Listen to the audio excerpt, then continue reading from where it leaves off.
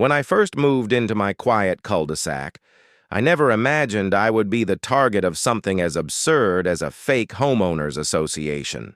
The neighborhood seemed calm, peaceful, and free of unnecessary drama, retiring after decades of service. In the Navy SEALs, I wanted nothing more than a slice of quiet suburban life, where the loudest sound I'd hear was the occasional lawnmower or kids riding their bikes down the street.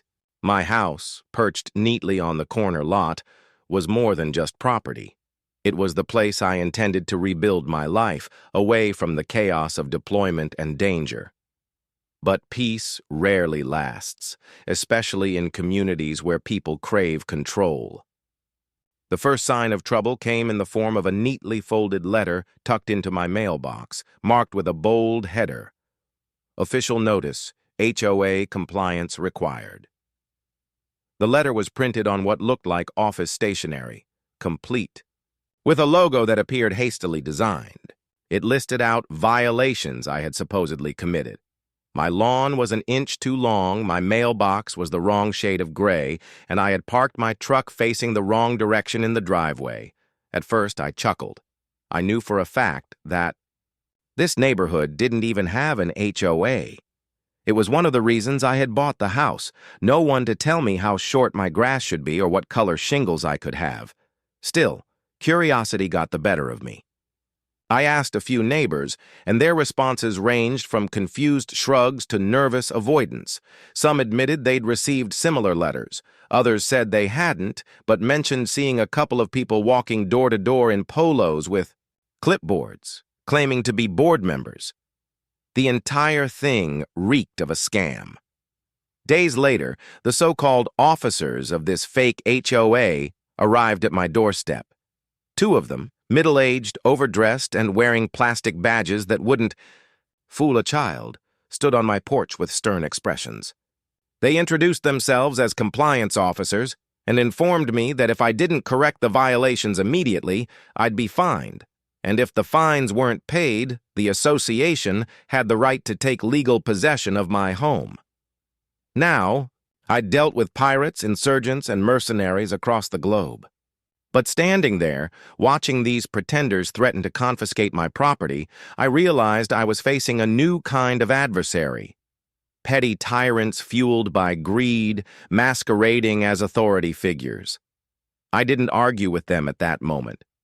Instead, I listened calmly, noting their behavior, their lack of professionalism, and the way they kept glancing at each other as if rehearsing a performance. I knew intimidation when I saw it, and they were trying, poorly, to scare me.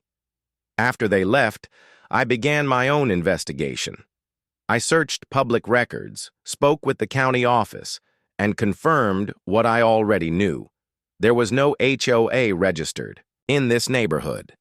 No legal filings, no legitimate authority. Whoever these people were, they had simply fabricated an organization to bully homeowners into giving them money. It was a con, dressed up in fake legal jargon. But what unsettled me wasn't the scam itself. It was the way my neighbors had reacted. Some were too frightened to question the letters. Others seemed willing to comply just to avoid trouble. That's when I realized the scope of what I was dealing with.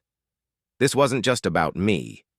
These fraudsters were targeting the entire community, banking on fear and ignorance to line their pockets. The next week, the HOA escalated. I received a second letter, this one demanding immediate payment of $500 in initial dues, along with threats of a lien being placed on my house. Attached was a photocopied form that looked like it had been pulled off a free template website. Sloppy, but bold enough to push their scheme further. Instead of reacting in anger, I treated it like a mission. In the SEALs, preparation and patience win battles more often than brute force. I set up security cameras around my property, double-checked my locks, and documented every letter, every encounter, every suspicious movement I noticed around the neighborhood. If these people thought they could bully me, they had no idea who they were dealing with. One evening, I spotted them again, walking down the street with their clipboards, stopping at houses, leaving envelopes, and occasionally peering over fences. Their arrogance was staggering. They operated in broad daylight, as if untouchable. I could see some of my neighbors watching nervously from behind curtains, too afraid to step outside. It reminded me of small villages overseas, where corrupt officials extorted locals under the guise of authority. Fear, after all, was their most powerful weapon, but fear works both ways. I knew the first step to dismantling any operation was to expose its weakness. So I began gathering intel. The badges they wore bore the name of their association, and a quick online search showed that the website they referenced in their letters was a cheap one-page site registered only weeks earlier. No contact information, no verifiable details, just vague threats about compliance and payment portals linking to a private bank account. Sloppy. Amateurs. I realized then that they had underestimated this neighborhood. More importantly, they had underestimated me. As the days passed, their pressure campaign intensified. Neighbors told me they had been threatened with lawsuits. Some had already paid fines to avoid conflict. One elderly couple confessed that they handed over nearly $1,000 in cash to make the problem go away. That's when my patience ended. These weren't just scammers, they were predators preying on the vulnerable. And I wasn't going to let it continue. That night, as I reviewed my notes and footage, I knew it was time to act. Not with brute force, not with threats, but with precision and strategy. The kind of approach that wins wars before they even begin. The fake HOA thought they could intimidate this street into submission. They were about to learn a hard lesson, because this wasn't just a neighborhood anymore. This was my perimeter, and I was going to defend it. The fake HOA officers weren't finished with me. If anything, my lack of response to their letters seemed to embolden them. A week after their last visit, I woke up to find a bright orange notice taped to my front door. In bold capital letters it read, "Final warning, foreclosure action pending." Now, I knew enough about property law to understand how absurd that claim was. A homeowners association, if one even existed, cannot simply foreclose on a house without a legal process.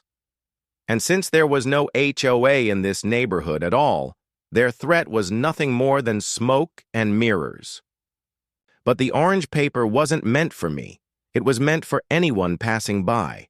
It was designed to humiliate, to spread fear, to make it look like I was a delinquent neighbor. Later that morning, as I retrieved my mail, I noticed Mrs. Green across the street avoiding eye contact. Her husband gave me a sympathetic nod but quickly shuffled back into his garage. I realized the scam was working, not in the legal sense but in the psychological one. The fake HOA wasn't just targeting wallets, they were sowing division. Neighbors were beginning to believe that maybe these officers really did have power, and the longer the illusion held, the harder it would be to dismantle. I decided to test their confidence. That afternoon, I stood in my driveway while they made their rounds again. Clipboard in hand, they strutted from house to house, scribbling notes, issuing citations, and speaking in hushed but authoritative tones. When they spotted me, they stiffened.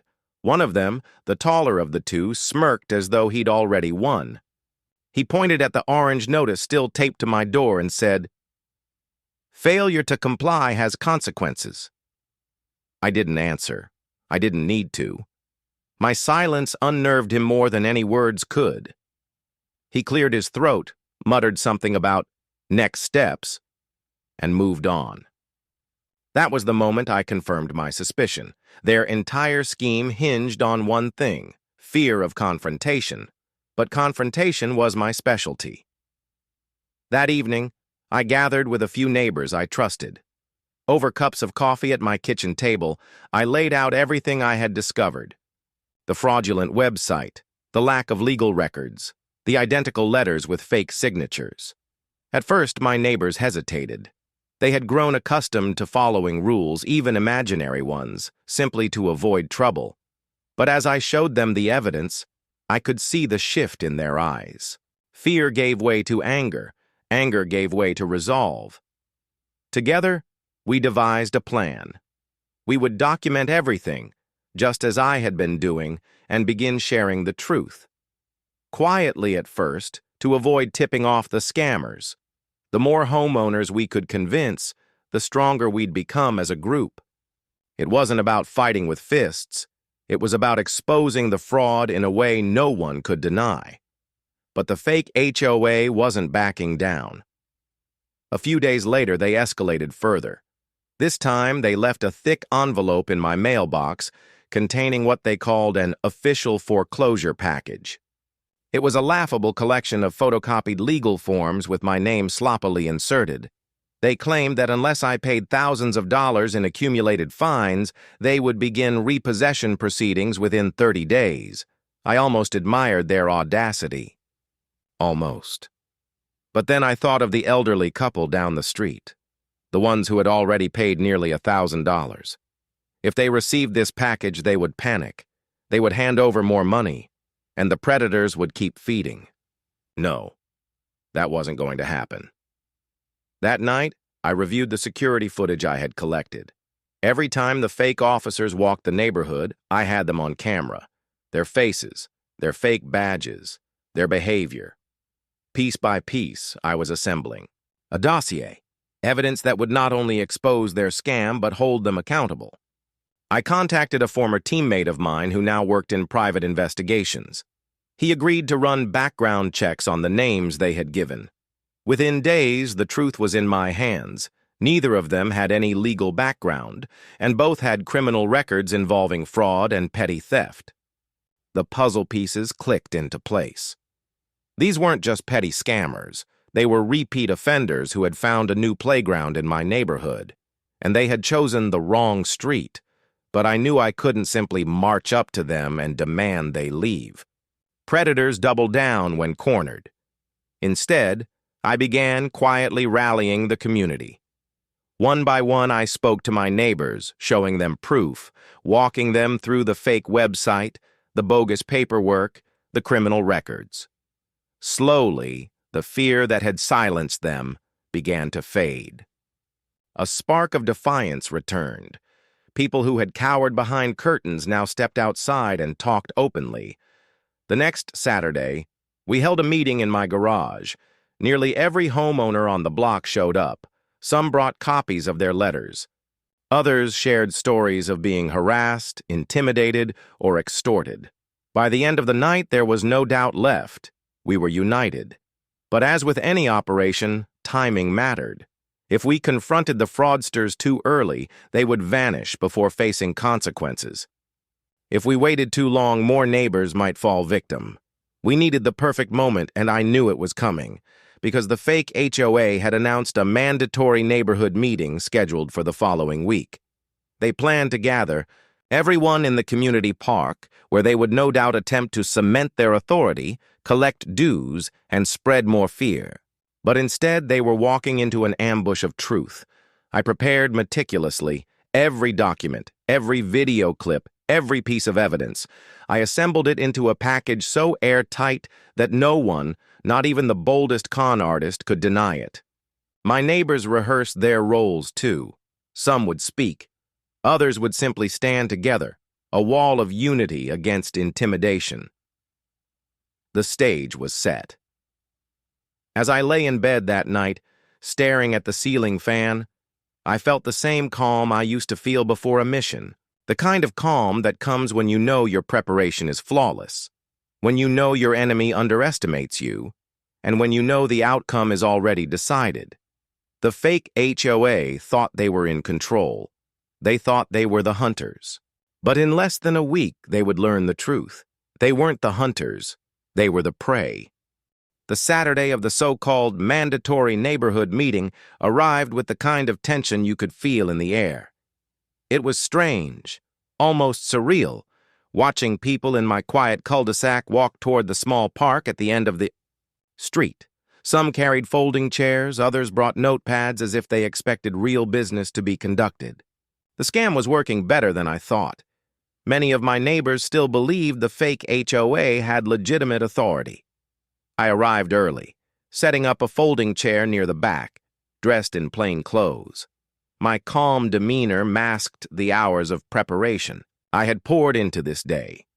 I had organized the evidence, rehearsed what I would say, and made copies of documents for every household.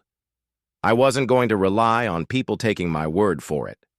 I would show them facts they couldn't deny. At exactly 2 o'clock, the two officers arrived. They wore polo shirts embroidered with their fake HOA logo, clipboards tucked under their arms, and smug confidence plastered on their faces. The taller one, who seemed to fancy himself the leader, cleared his throat and raised his voice. "Thank you all for coming today. As you know, this meeting is mandatory for all residents under the Homeowners Association Charter. Today, we will be reviewing compliance issues, collecting dues, and discussing upcoming community projects." His words dripped with fake professionalism, but I noticed the unease in his eyes. He wasn't expecting such a large turnout. Nearly every homeowner had shown up. He mistook it for compliance, not realizing it was solidarity. He rambled for a while about community standards and legal obligations. Then he pulled out a stack of envelopes and began calling names, demanding people come forward to pay their dues. A few nervous neighbors shuffled up and handed over checks or cash. My jaw clenched, but I forced myself to wait. Timing mattered. Let him build his case. Let him commit himself further. Finally, he called my name. "Mr. Carson," he said with a thin smile, "you owe the association a total of $3,750 in fines and dues. We require immediate payment to avoid foreclosure proceedings." That was the moment. I stood up slowly, my chair scraping against the concrete, and walked toward the front. Every step I took was deliberate, calm, controlled. When I reached him, I didn't hand over money. Instead, I pulled out a thick folder and set it on the table in front of him. "I think everyone here deserves to see the truth," I said, my voice steady. The murmurs began immediately. Neighbors leaned forward as I pulled out the first page, a printout of the county records, showing there was no registered HOA for our neighborhood. I held it up for everyone to see. According to official records, no such organization exists. Here. That means these men have no authority, legal or otherwise. Gasps rippled through the crowd. The taller fraudster's face tightened, but I didn't stop. I laid out the next piece. Screenshots of their website, registered only weeks ago, with no contact information, no board members, nothing but threats and a payment link. Then came the criminal background checks, pages that listed fraud, theft, and identity scams. "These aren't officers of anything," I said firmly. "They are con men. They've already taken money from some of you, preying on your fear. They forged documents, posted fake foreclosure notices, and used intimidation tactics to trick you into compliance. But it's all a lie." The crowd shifted. People who had looked down moments ago now stared directly at the fraudsters with anger in their eyes. A few muttered curses, others stood up, fists clenched. The illusion of authority was crumbling right in front of them. The taller one slammed his clipboard onto the table. "This man is lying. He's trying to undermine community order. Don't listen to him." I didn't flinch. Instead, I pulled out a USB drive and held it up. On this drive is video footage of them delivering fake notices, trespassing on property, and harassing residents. Every second recorded by my security cameras. If anyone still doubts me, we can play it right now on a laptop. Or, better yet, I can take it straight to the police. Silence fell. The shorter fraudster glanced nervously at the taller one. He shifted his weight, fidgeted with his badge, and muttered under his breath. The leader tried to salvage control, but the crowd wasn't buying it anymore. One by one, neighbors who had paid money began demanding it back. Others shouted accusations. The tide had turned completely. I leaned in close enough for only him to hear. "Game's over. Pack it up and get off this street before you dig yourself in deeper." You've already stolen from good people here, and I'll make sure the law knows it." His mask slipped. For the first time, I saw fear flicker across his face. He realized the crowd was no longer intimidated. They were angry, very angry. The fraudsters grabbed their clipboards and made a show of leaving, muttering about legal action and misinformed residents. But their voices shook. They retreated quickly, their confidence shattered. A few neighbors followed, them to the edge of the park, shouting for refunds and threatening to call the police. When they were gone, I turned back to the crowd. They'll probably try to come back. People like that don't walk away easily. But now you know the truth. If they show up again, don't engage. Don't pay them a cent. Call me, call the police, and we'll deal with them together. The energy in the park shifted.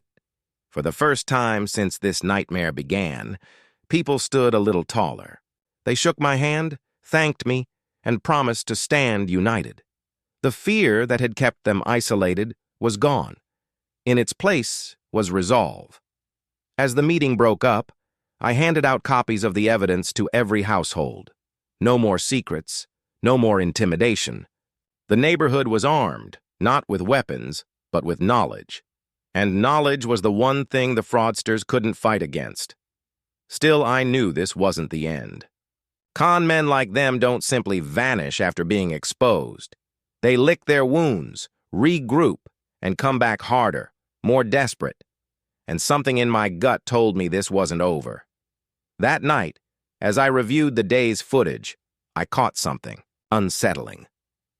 After the meeting, the two fraudsters didn't leave town. Instead, they parked their car a few streets over and sat there for hours, watching, waiting. The battle for my neighborhood wasn't finished. It was only beginning. I knew the fraudsters wouldn't accept defeat quietly. People like them rarely do. Exposed in front of the entire neighborhood, their scam shattered, their authority mocked, they were humiliated, and humiliation breeds desperation. The first sign of retaliation came the following night. Around midnight, I woke to the sound of footsteps crunching on gravel.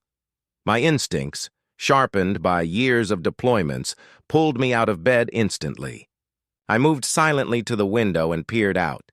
There, under the dim glow of a street lamp, I saw them, the two fraudsters. They were moving along the edge of my property, whispering to each other, occasionally pointing toward my house. I didn't switch on the lights. I didn't call out. Instead, I watched. One of them pulled a stack of orange foreclosure notices from his backpack and began taping them to my fence, my mailbox, even my garage door. The other snapped photos, probably planning to use them later as evidence of non-compliance. Their brazenness was astonishing. Even after being exposed, they thought intimidation would still work. I stepped back from the window and smiled, grimly. They had no idea I was watching. More importantly, they had no idea that every second of their little midnight operation was being recorded by my cameras. The next morning, my neighbors woke to find similar notices plastered on their doors. Some houses had half a dozen of them, taped to windows and fences. The bold letters screamed threats of eviction, foreclosure, fines in the thousands. I could see the fear return to people's faces as they tore the papers down. It was a last-ditch effort by the fraudsters to regain control. But I wasn't going to let fear take hold again. I gathered the neighbors in my driveway. Holding up one of the notices, I pointed to the crooked fonts, the misspelled words, the fake signatures. "This isn't authority," I told them. "This is desperation. They've been exposed, and now they're lashing out. Don't give them what they want. Don't show fear." To prove my point, I played the footage from the night before on a portable monitor. Gasps and murmurs rippled through the crowd as they watched the fraudsters trespassing on my property, caught red-handed. The fear on my neighbors' faces turned to anger again. The illusion was gone, but the fraudsters weren't finished. Over the next week, they escalated further. They called homeowners from blocked numbers, disguising their voices and demanding payment. They left threatening notes in mailboxes, warning that non-compliant residents would face immediate legal seizure. They even spray-painted the letters HOA in red across one neighbor's garage door. That crossed a line. It wasn't just fraud anymore, it was vandalism. And it wasn't going to be tolerated. I filed a police report, attaching the footage, the forged documents, and the background checks I'd collected. The officer who took my statement raised his eyebrows when he saw the pile of evidence. "You've done half our job for us," he admitted. But he also warned me that the wheels of justice turn slowly. Until an investigation was complete, these men would still be out there, still targeting us. That night, I doubled my patrols around the house. Old habits die hard, and I treated my property like a forward operating base. Cameras covered every angle. Motion sensors lit up the yard at the slightest movement. My truck was parked strategically to block sightlines. And inside, I kept my phone ready to record at a moment's notice. The fraudsters didn't disappoint. A few nights later, they returned. This time, they weren't just taping notices. They were armed with cans of spray paint. I watched from the shadows as they scrawled "foreclosed" across my fence in dripping red letters. Their arrogance was staggering. But what they didn't know was that I was already outside, moving silently through the darkness. I approached from behind, my steps silent on the grass. Years of training guided my every move. When I was only a few feet away, I spoke in a low, controlled voice. "You're on my property." They spun around, startled. The taller one dropped the spray can, his face pale in the glow of the floodlights. That had suddenly snapped on. The shorter one stammered something about official duties, but his voice shook. I took a step closer, my gaze locked on theirs. "You think intimidation works on me? You've got no idea who you're dealing with. This ends tonight." They backed away quickly, muttering threats as they scrambled toward their car. But I didn't chase them. I didn't need to. Every second of the encounter was captured on camera. Their voices, their faces, their actions, evidence sealed tight. The next morning, I shared the footage with the neighborhood. By now, everyone knew the truth. The fraudsters had gone from petty con men to criminals, escalating their tactics because their scam had collapsed. My neighbors rallied once more. Together, we repainted the vandalized garage door, we scrubbed my fence clean, and we made a pact. No one would pay another cent. If the fraudsters showed up again, they would face not just me, but the entire community. But even as we stood united, I could feel the tension building. Desperate men don't walk away easily. They fight harder when cornered. And though we had exposed them, humiliated them, and documented their crimes, I knew they were planning something bigger. Sure enough, 2 days later, a new letter appeared in every mailbox. This one wasn't printed on flimsy paper or riddled with spelling mistakes. It was professionally typed, bearing the name of a local law firm.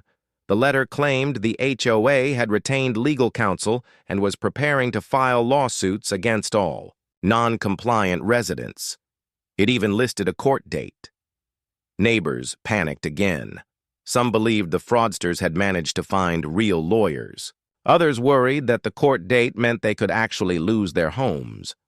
The fear returned like a shadow creeping across the street. But I wasn't convinced.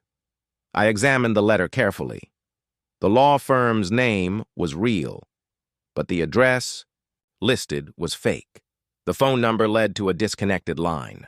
Once again, the fraudsters had tried to cloak themselves in authority. Once again, they had underestimated me. I made some calls of my own, reaching out directly to the real law firm whose name had been stolen. Their managing partner was furious when I explained what was happening. "They're impersonating us?" he said. "That's a felony. Send me everything you've got." The fraudsters had made a critical mistake. By dragging a legitimate law firm's name into their scheme, they had turned powerful allies against themselves. The trap was closing. When the real law firm discovered their name had been hijacked by the fraudsters, everything shifted. Up until then, it had been a battle of intimidation versus exposure.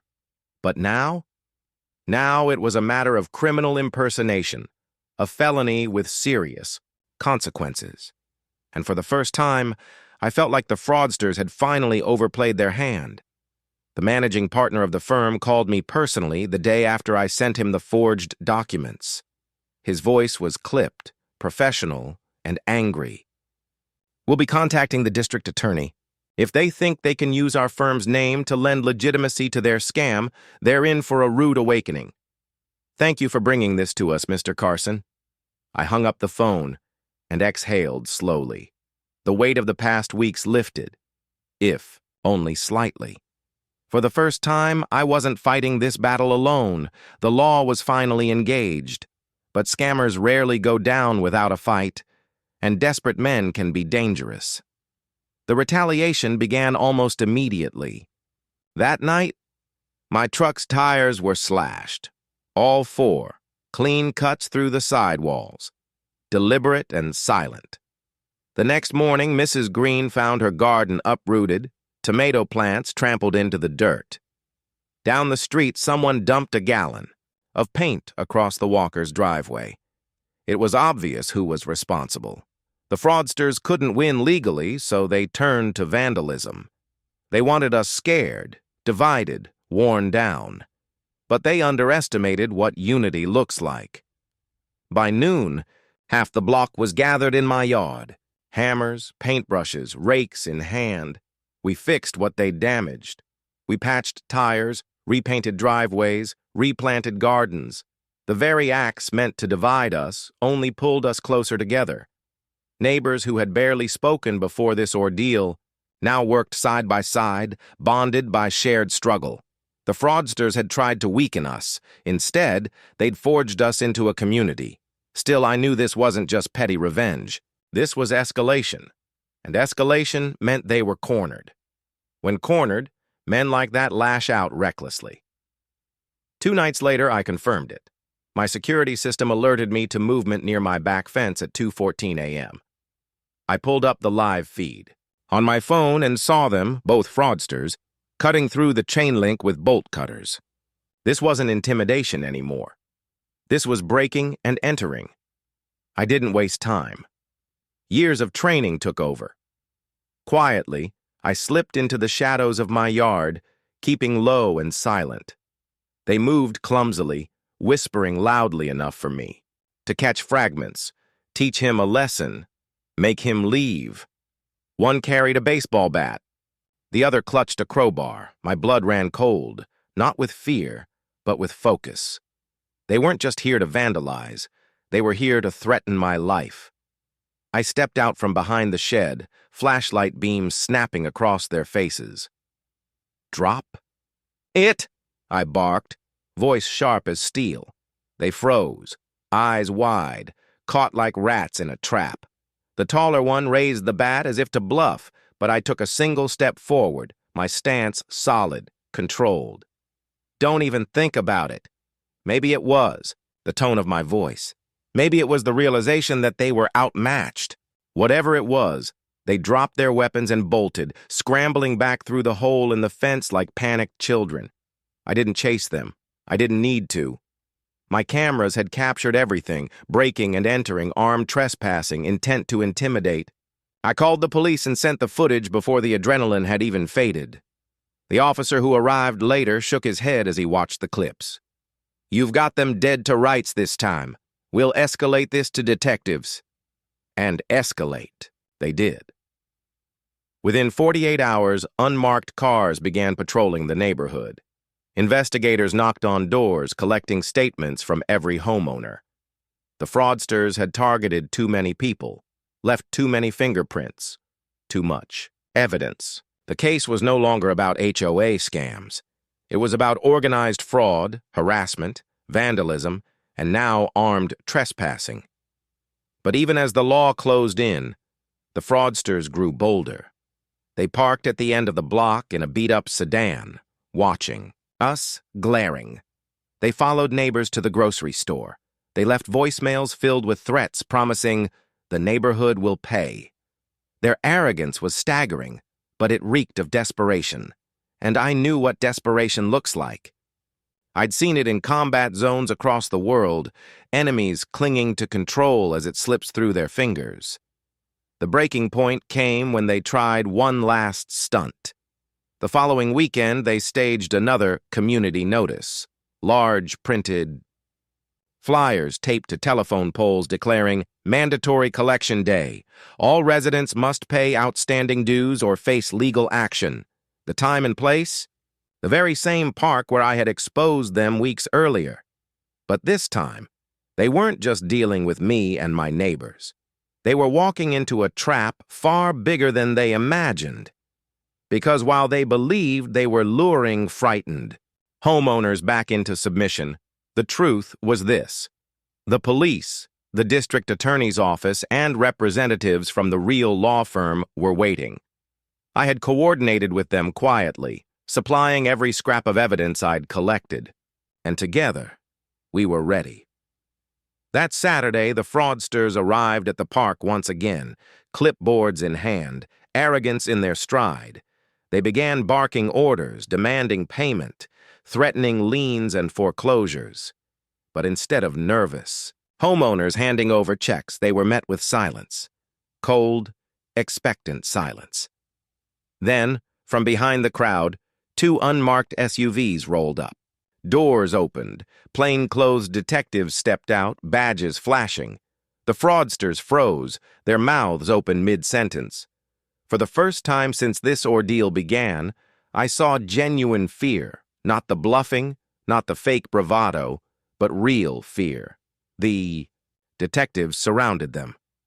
"Gentlemen," one officer said evenly, "you're under arrest for fraud, impersonation, harassment, and criminal trespassing."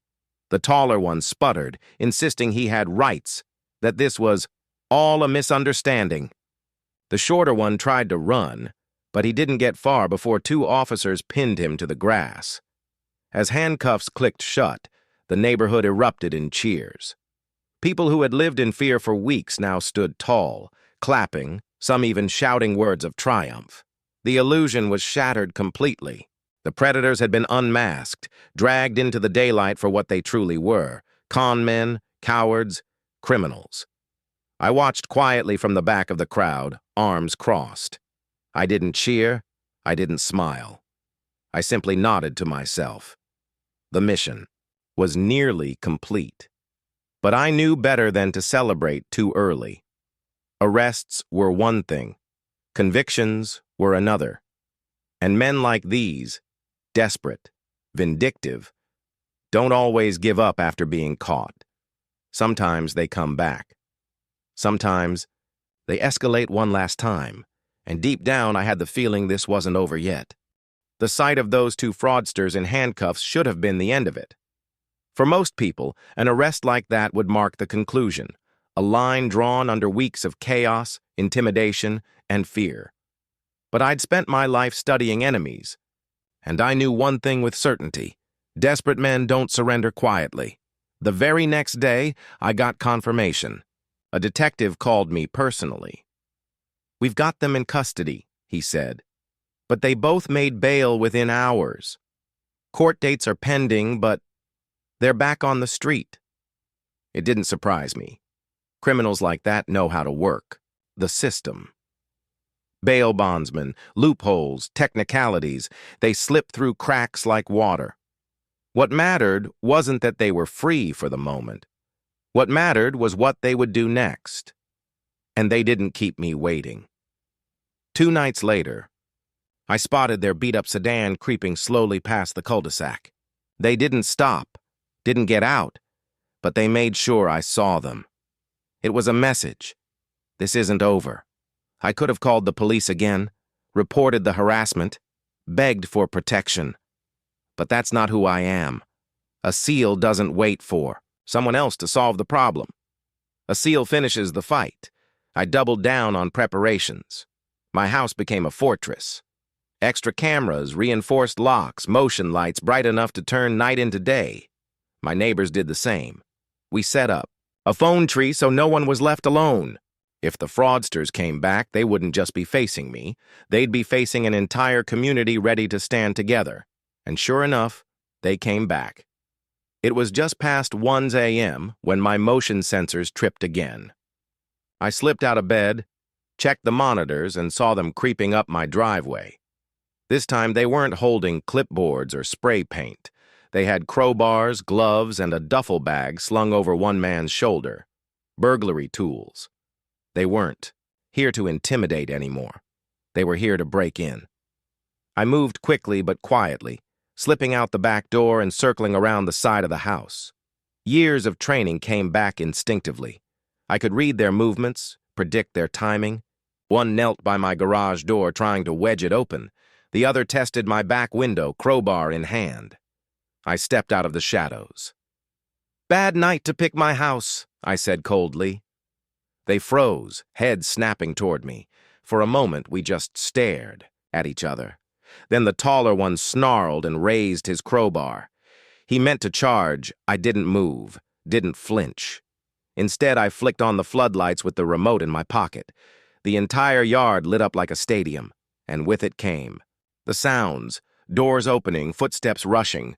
My neighbors, awakened by the commotion, spilling into their yards with phones raised, cameras recording, voices shouting. The fraudsters spun in panic. The taller one bolted for the street, but tripped over the curb in his haste. The shorter one dropped his duffel bag and tried to scramble over my fence, only to land hard on the other side. Their arrogance had dissolved completely. Now they were nothing but cornered rats, but this time they didn't escape. Within minutes, police cruisers screamed down the street. My neighbors pointed, shouted, waved the officers toward the direction of the fleeing men. They didn't get far. Cuffed once again, they were shoved into the back of squad cars, faces pale under the flashing lights. I stood there, arms crossed, watching as the duffel bag was unzipped by an officer. Inside, bolt cutters, lockpicks, more cans of spray paint, and, most chillingly, a stack of fake foreclosure letters already filled out with my name. This wasn't harassment anymore. This was targeted, premeditated burglary with intent to terrorize. Detectives didn't mince words. This time they're not walking out, breaking and entering, possession of burglary tools, criminal impersonation, fraud, vandalism. It's enough to bury them. And bury them it did. Over the next few weeks, the case against the fraudsters built like a tidal wave. The law firm pressed charges for impersonation. The district attorney stacked counts of fraud and extortion. And every homeowner in the neighborhood came forward with statements, letters, and footage. The scammers who had strutted so boldly with their clipboards now faced a wall of evidence too massive to overcome. By the time the trial began, their fate was sealed. Guilty on multiple counts, sentenced to years in prison. When the verdict was read, I looked around at my neighbors. People who had once lived in fear now sat tall, heads high, no longer victims. We weren't just a collection of houses anymore. We were a community forged in fire, united by the battle we'd fought together. In the weeks that followed, life slowly returned to normal. Lawns were mowed, kids rode their bikes, barbecues smoked on weekends. The scars of fear faded, replaced by laughter and trust. People waved to each other more. They stopped hiding behind curtains. They came out, spoke, lived freely again. One evening, as I sat on my porch with a cold drink, Mrs. Green walked over.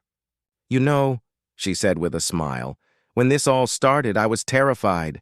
I thought those men could actually take our homes, but you never wavered. You gave us courage." I shook my head. Courage was already here. You just needed to remember it. She smiled wider and nodded. "Still, I think we all sleep better knowing we've got a Navy SEAL on the block." I chuckled softly, though inside I felt something deeper. A sense of purpose I hadn't expected to find in retirement. Protecting this neighborhood wasn't my mission. But when the mission came to me, I carried it through. The fraudsters had thought they could prey on ordinary people, bully them with fake authority, and steal their homes. What they didn't realize was that ordinary people aren't weak when they stand together. And they certainly didn't realize one of those people was a man who had spent his life facing enemies far more dangerous than them. They had come to take a house. Instead, they lost everything. And this neighborhood, it would never bow to fear again.